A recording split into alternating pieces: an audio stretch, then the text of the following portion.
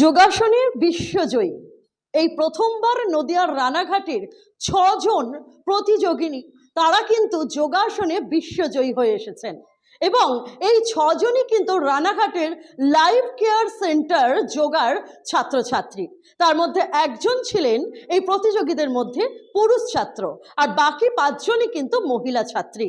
তারা কিন্তু অংশগ্রহণ করেছিলেন। এই যোগাসনের যে প্রতিযোগিতা হয়েছিল সেটি কিন্তু বয়স সীমা ছিল ৩ বছর থেকে ৭০ বছর আপ। নদিয়া ডিস্ট্রিক্ট থেকে এবার ওয়ার্ল্ড কাপ খেলতে গেছিল ৬ জন, তার মধ্যে ২ জন ফার্স্ট এবং ৪ জন রানার্স আপ হয়েছে।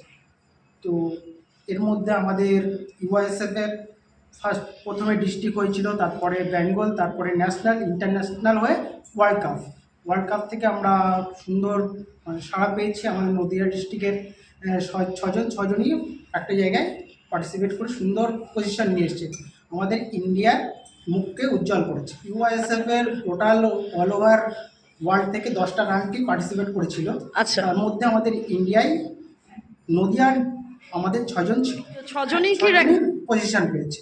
প্রথম ওয়ার্ল্ড কাপ কি রকম ফিল হচ্ছে? ভালো, কোনোদিন এরকম একটা অভিজ্ঞতা হয়নি। আর আমাদের সেন্টার থেকে এত বড় এবং এত মানে সুন্দর একটা সেন্টারে মানে ইউএসএফ এর আন্ডারে খেলা কখনো হয়নি। আমরা খুবই গর্বিত এবং আমাদের ছেলেমেয়েরাও এত ভালো রেজাল্ট করাতে আমরা খুব আনন্দিত।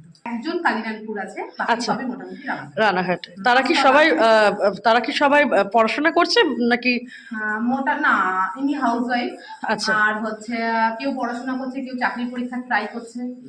আচ্ছা, আমরা কথা বলে নিলাম এই রানাঘাটের যে লাইফ কেয়ার সেন্টার যোগার যারা কোচ নিশীথ মণ্ডল এবং পায়েল মণ্ডলের সাথে। আমার শহর রানাঘাট থেকে সৈকত চ্যাটার্জির সাথে সঙ্গীতা চ্যাটার্জির রিপোর্ট, কলকাতা টিভি।